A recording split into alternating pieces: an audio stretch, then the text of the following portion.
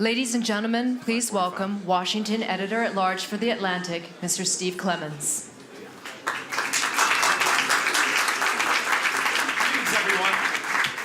We're here today to talk about rebooting transatlantic trust in technology, and I want to thank Bob Kagan, I don't know if he's here with us, for basically setting, I think, a very realistic depiction of where we are in a lot of fronts in the transatlantic relationship. But what is often not understood is where the digital relationship affects so many other areas of transatlantic relationship that it is absolutely vital to get this. You don't have to be a technologist to understand the ramifications that are there, but you need to know that there are a lot of interconnectedness between these various parts of the picture. We have a wonderful couple of folks to come in and help us. Let me introduce the Honorable Andrus Ansip, who is, of course, the former Prime Minister of Estonia. He is now Vice President and Commissioner for the Digital Single Market of the European Commission.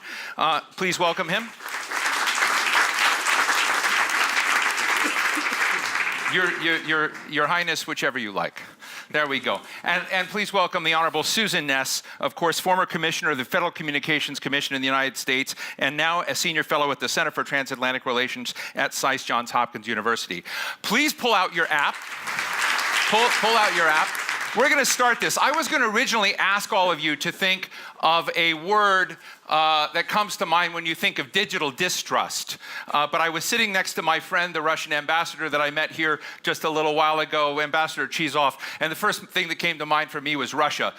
So I decided to be more politic here and ask, what words come to mind when you think of digital trust? And so why don't you type in which word comes to mind. I'm going to ask our two special guests what come in. I'm going to type mine in here as well in very fast form. Let's see. Susan, are you getting ready? Do you know what word you're going to say, Susan? Don't tell me yet. Okay.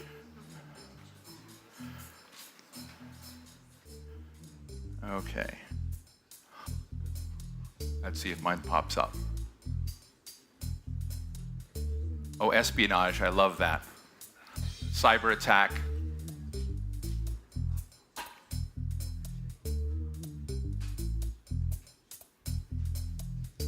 17 seconds. Oh, somebody did do Russia. Fake. I just love how Nixonian this audience really is.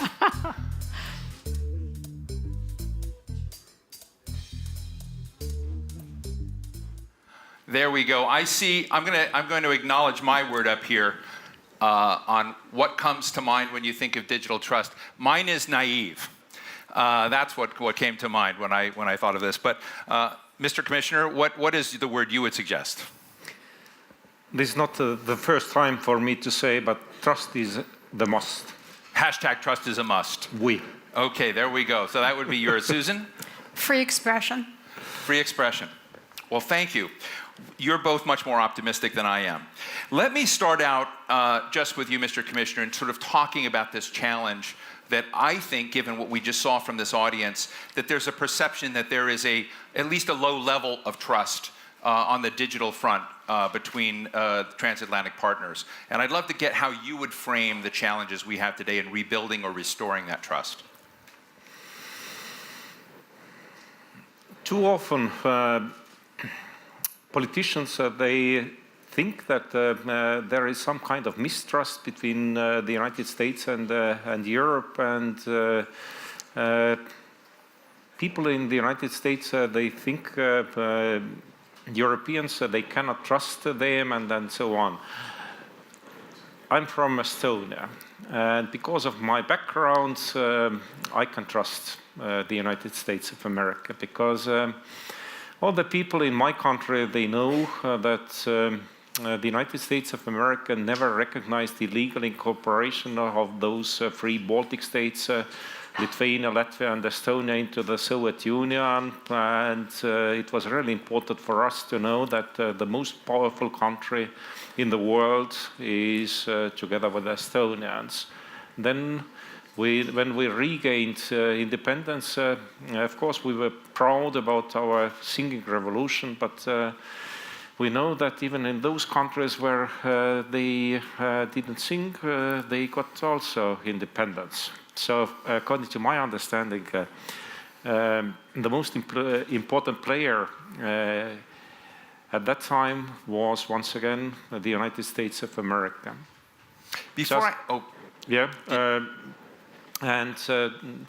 When we regained independence, then we know that some countries, when they gained independence, they were not so lucky as Estonia was, just because of the United States of America.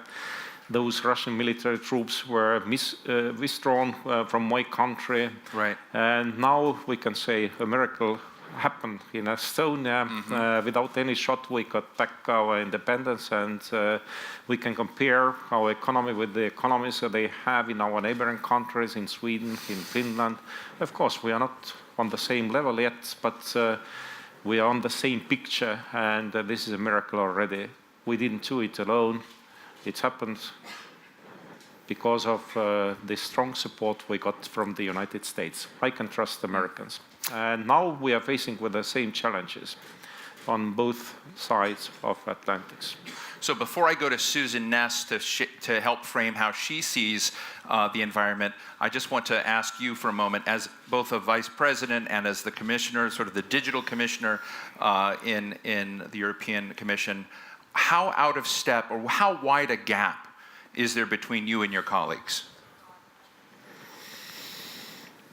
Yeah, when talking about decision making, then this format is based on unanimity, so no gap. But of course, we have hot debates, and there are some different views, and you know, when there are open debates, then it's possible to get quite good solutions. So gap is not if huge. You were to take a poll of your colleagues that you're trying to draw along and say there is dramatic levels of trust that continues between the United States and if you were to sort of scale your colleagues on a scale of 1 to 10, how do they weigh the trust with the United States? I can say also about other commissioners, they can trust the United States of America. Of course, there are some difficulties even today. We know that there are some tensions in the air because, we used to, I mean, my small Estonia and the United States of America, we used to act together in Iraq, in Afghanistan, and now we got the message. My small country's national security threat to the United States of America. So, yeah, we are selling also steel and aluminium to the United States. I don't know exact figures, but $600,000 dollars when talking about steel, 200,000, not million, not billions.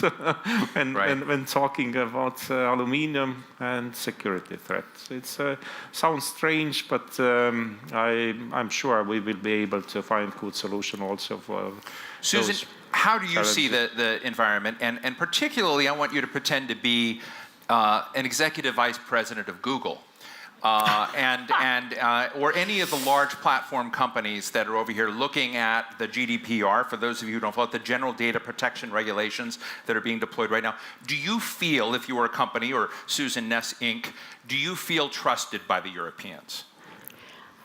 I think there's a long way still to go. So you disagree with well, a lot the of the tech, well, you're asking me to look at it from a tech Right. company perspective as opposed to a more... So we have tension here. Government-to-government perspective.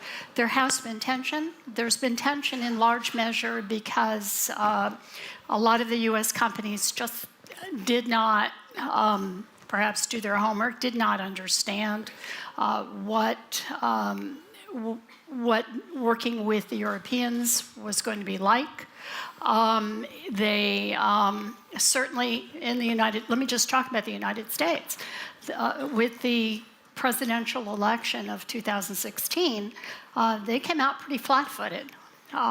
They did not realize, nor did we, the extent of engagement of foreign powers in our electoral process. how they used what had been social media techniques for advertising and for community building to build in distrust and hatred to a point that really was quite shocking as we're pulling back the skins of the onion to see what's underneath there. And as a consequence of that, I think a lot of the technology companies are now having to rebuild trust within the United States, not just here in Europe. Also, over the period of time, I think the Europeans have asked the companies to come together.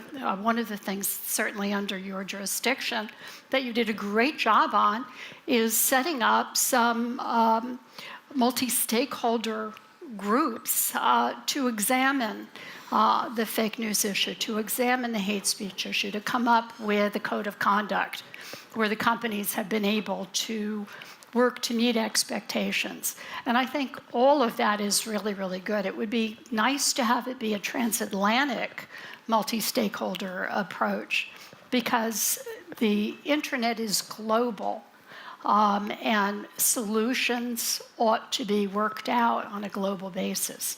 That in and of itself will build a lot more trust. But I think the companies are beginning to come back, certainly with the expectation of implementation of GDPR. I don't mean to interrupt, but I'm going to jump in here. Be a little bit harsher.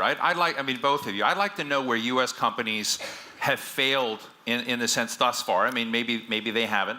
But my understanding from reading the European press, which is excellent, or Politico Europe over here, is that privacy is a big deal and a much bigger deal over here than in the United States. And you just shared something, Susan, very important and I've been talking to Senator Mark Warner. I know he's not here at the forum. There are other senators and congressmen here from the United States. But he believes the tech firms have been derelict in their responsibilities to American citizens in not assuring much more transparency on the issues of Russian intervention in the media or in the social media platforms and others. So I'd like to know, given the way in which we're organizing this forum at Brussels Forums around fixes, solutions, what needs to be done. I don't want a kumbaya statement. I want you to go to the most strident extremes that you want to go to deliver to American firms what they need to understand if they're going to play in your territory. Everybody who wants to act here in Europe has to respect our rules, but this is quite challenging because Europe is fragmented.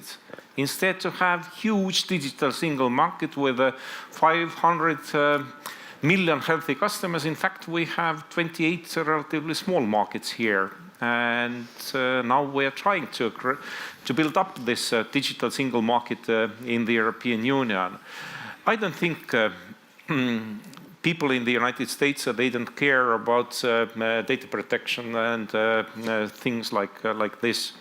In the European Union, we launched this general data protection regulation, and I think it's good also for global service providers, also for Google, because now there is just one single set of rules, and it's easy to understand about this one set of rules. Before that, we had 28 different sets of rules.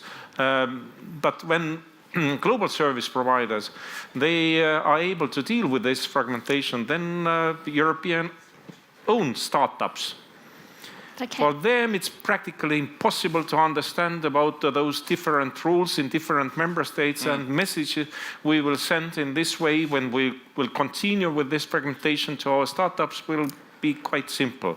Stay at home or go to the United States where there is single market.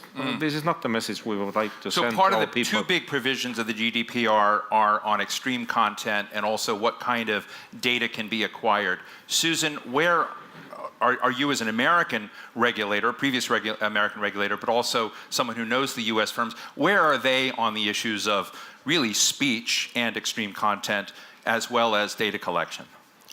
Well, As far as data collection, most of the bigger companies have already put in place all of the different mechanisms that they need to do to comply with GDPR.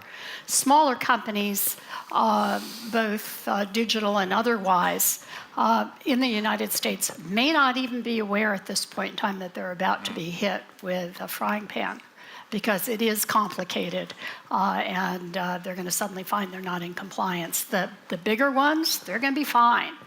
Similarly, in Europe, a lot of startups are going to have to figure out how to do that.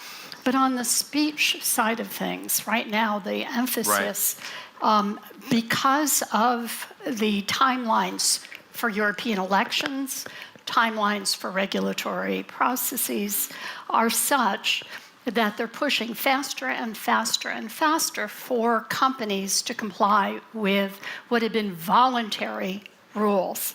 And these voluntary rules, and if you think they're voluntary, I've got a bridge that goes to Brooklyn that I'd be happy to sell you, Steve. But in any event, these are very complex rules because they go to the heart of speech. Right. That is on hate speech, on fake news, on what constitutes terrorism, what constitutes what is not.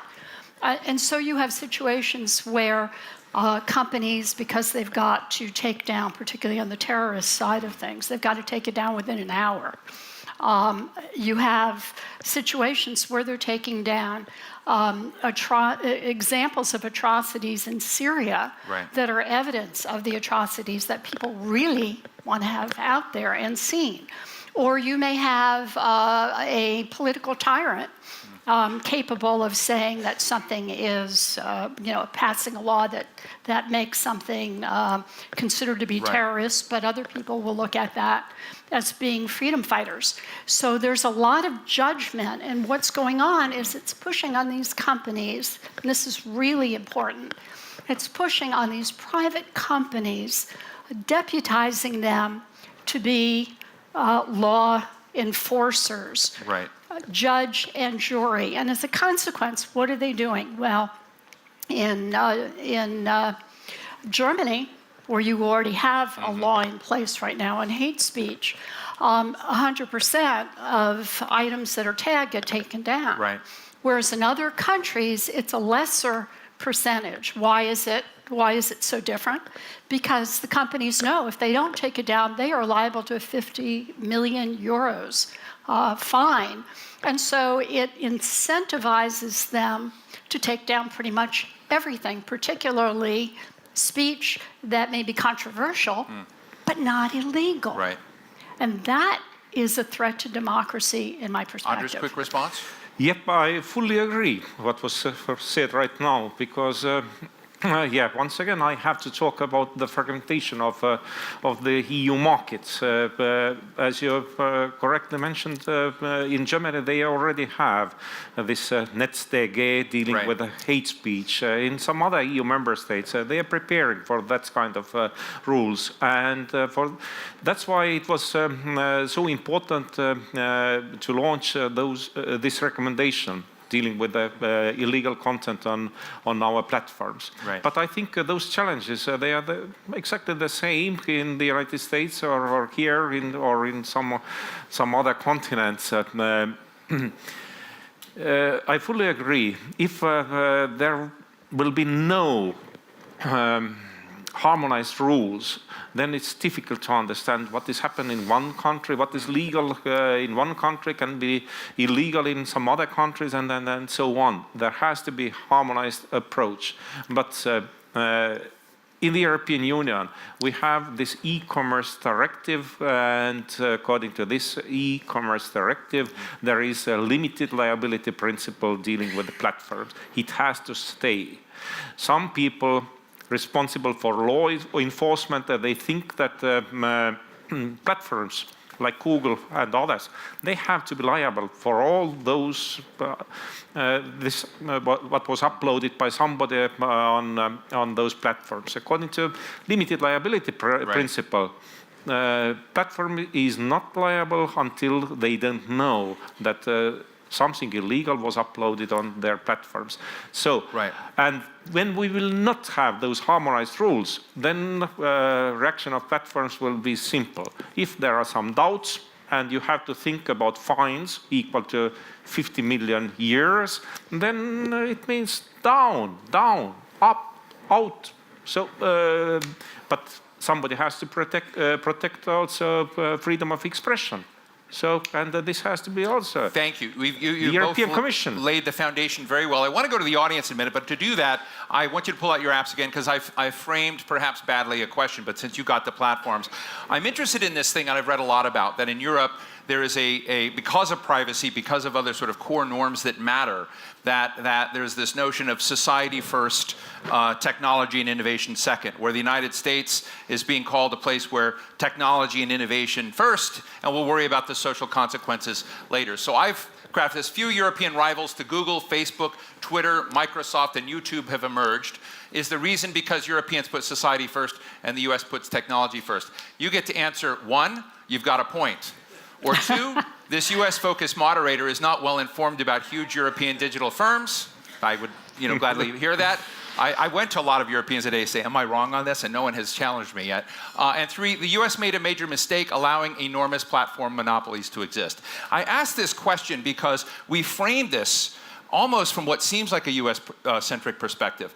Google, Facebook, Twitter, hate speech, these platforms. And Estonia seems to be a place where you could imagine in the environment that you're building that large platforms could. But for some reason, Europe hasn't been as robust there. That may be a good thing from European point of view. It may be a bad thing from an economic perspective. But I think it gets us into the nugget of the tension and difference between, if not trust of the digital world, a different attitude towards business and perhaps monopolies today. Susan, and let's see how things come out here. Oh, some 8.6% thought that I am not well informed. Come inform me later at coffee break. But most people think, in fact, that there is, in fact, a difference. But it's not. It's a very slim margin. And that many people think it's a major mistake that the United States, many more than I thought, that these platform monopolies were allowed to grow as big and powerful as they are. So, Susan, what, from your perspective, do you think as an FCC commissioner concerned with competition? I know that you helped enforce and deploy the 1996 Telecommunications Act, which we don't need to go into, but it was just a pit of snakes for all of you who want to know about that. But have we made a mistake in the United States by allowing these monopolies to grow so large? I don't think so. I mean, basically, you look at Facebook, for example, if you are 12 to 18 years old, you're probably not using Facebook. You remember MySpace, Rupert Murdoch's company? Where's that now? So things do change, and a lot of the bigger companies have to cannibalize their own products in order to be staying current and to be staying and to be able to capture audience, because things are happening so rapidly that the audiences change, and they've got to respond. Mr. Commissioner. I just think that in the European Union, we would like to have also our own Google and Facebook and Amazon and so on. And we made a huge mistake some years ago already.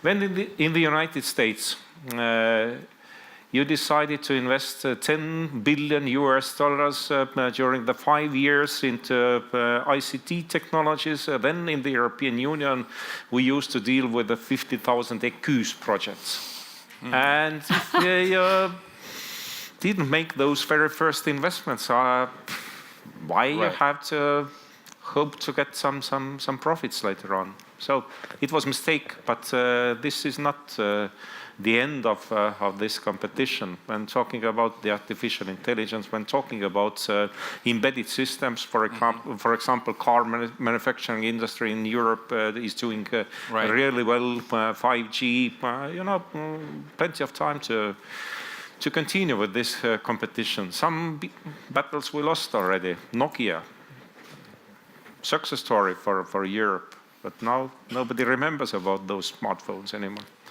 I do remember Nokia. But I want to go to Todd for a minute. Todd, I love both of your question, but because I look at you as one of the smartest public intellectuals I know in this arena, one of the questions is it healthy to have the kind of level of transatlantic trust? I want to be facetious slightly here, but the kind of trust that Andres thinks exists and maybe relies on. And I'm right now looking at things like Kaspersky Labs in the United States or Huawei. And there's an awful lot of skepticism about those companies because people look at them as engaged in espionage potentially and engaged as becoming national carriers. I'm wondering, is it better to be skeptical of Google on the same basis? Is it better to be skeptical of Facebook? Is a little bit of doubt, a little less trust healthier for the system or not? Just short form, this is lightning round. Well, I think your question is exactly right. I think there is a basis for being skeptical about all these things, but at the same time, let's not deny the huge benefits that they've brought with them. The one thing that I wanted to ask you, Steve, though, is since now that we know that Facebook is rapidly becoming obsolete, was its real purpose just to destroy the news media as we know it in the United States and divert all the profits from it elsewhere? That is an interesting question, and my view is the Atlantic has done quite well. So, but with that, I mean, I think when you look at these platform questions and you sort of look whatever, I sort of disagree with you. I think probably there's been a little dereliction of responsibility, and I think Mark Warner and others are right to go in, have a town hall with the employees of these companies and say, you have a responsibility not only to us but to all of your users in a way, and they're derelict in that responsibility. And I think that message has been given and received. And I would agree with you. Yeah. I think before the election, it was a very different atmosphere. Right. They could do no wrong. And now they realize, and I think a lot of them are just horrified by the stuff that they were doing, ended up with an outcome that they abhor. Jenny. Hi, Xenia Chatham House. We've been talking about the transatlantic relationship on technology and differences of the way we see it in society. Is there a chance that the challenge that we're beginning to see from China and from some other countries is actually going to bring us together? How are we actually going to deal with the external challenges transatlantically, or are we not going to be able to? Great question. Will Russia, China, other players bring us together? I really think there are some areas where no single state is able to act in a really effective way alone.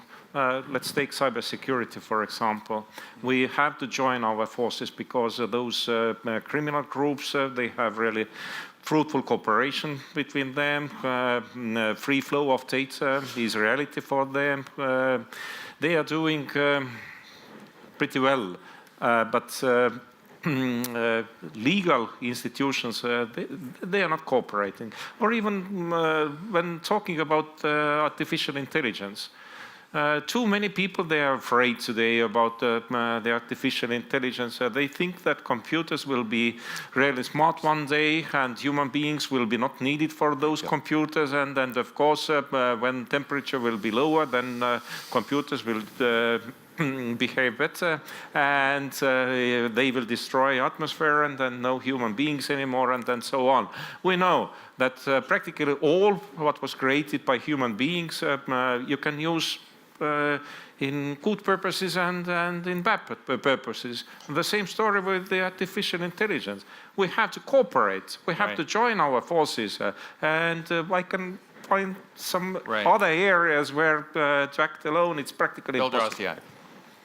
Yeah, my question relates to the rise of social media as a new source of information for the public. And is it possible both Europe and the United States are thinking about this phenomenon in terms of the wrong models? For example, why shouldn't we start thinking about it in terms of the way we regulate broadcasters and other forms? There are certain things you can't say on television, both in Europe and the United States. And the fact that Google, Facebook have evolved into public utilities suggests that this is something that there ought to be some kind of international government control over. Susan, I'm going to bounce this to you for a second. Okay, don't do it. That would be my reaction. These are vibrant services that provide a global platform, not just here, not just in the United States, but globally for communication. And if you want to turn them into a utility, you're going to be killing the very vitality and the very benefit that we all have found from these. Yes, there's a problem, and the technology is working really hard to find creative ways to solve the issues that were uncovered. So if you were in the vice election. president and commissioner for everything digital in the European Commission, if you had his job, how would you be wrapping their knuckles? Would you be doing the GDPR? I would be doing exactly the same thing? GDPR, it is. Yeah. It is what it is. Would I have done it in such a regulatory fashion? Probably not. Privacy is extremely important. I consider it very important myself. With respect, however, to regulating speech on the internet, I'd be extremely cautious because things are changing so rapidly. As soon as you get into regulation, you've outdated yourself. And it will end up being producing more unintended consequences that are going to be difficult to reverse than doing the way we do oftentimes now, which is multi-stakeholder approach. Bring a whole bunch of folks into the room, as you've been doing, and hammer through the issues in a thoughtful way. Andres? To over-regulate platforms and to kill innovations, it's so easy.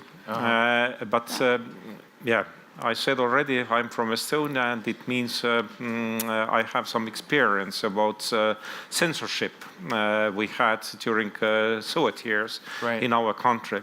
So those authorities, they were really effective in usage of preventive measures. Then censorship was effective. And with the really effective censorship, they created even more effective self-censorship. So over-removal is a real threat. And we have to protect the freedom of expression. We have to believe in common sense of our people.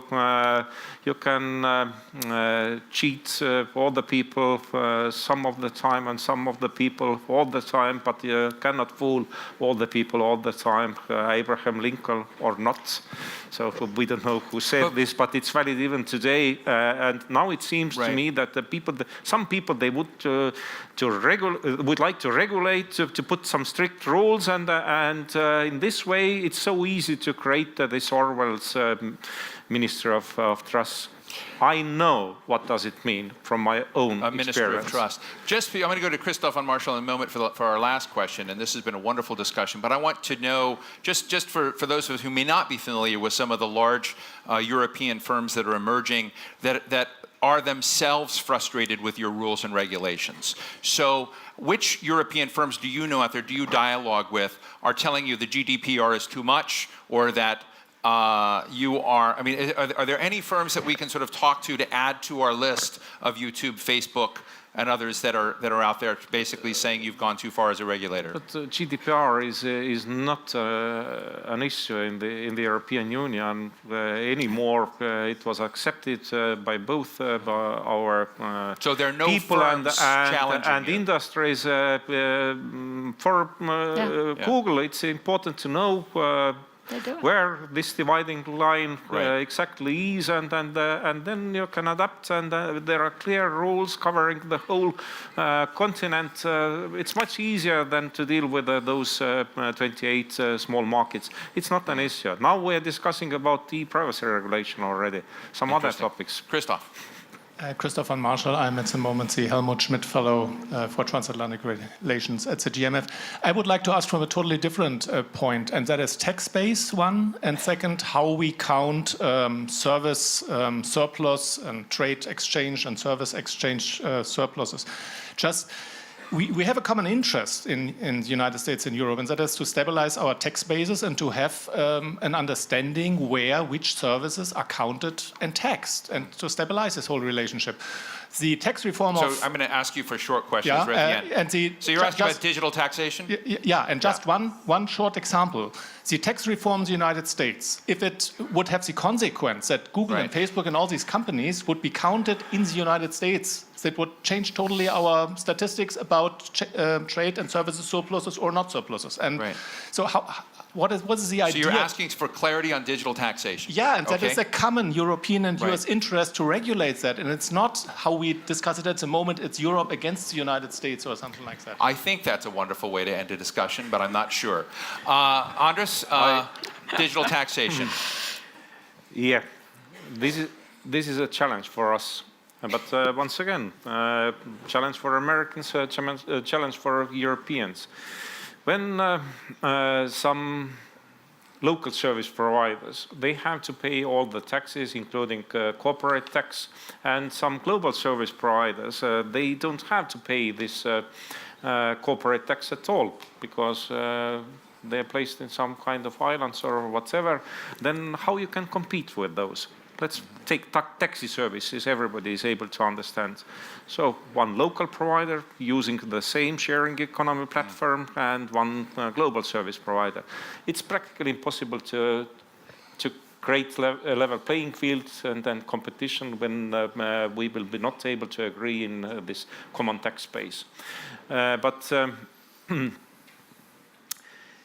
now, no developments when thinking about OECD. We got all our tax rules from OECD, practically.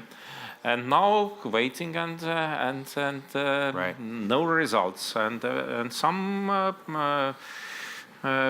EU member states, they are in a terrible hurry already. They launched their own rules and to be honest, I'm not able to understand about all those proposals according with we have to tax turnover, because all the startups in the very beginning, in the first stage, they would like to create this customer space, and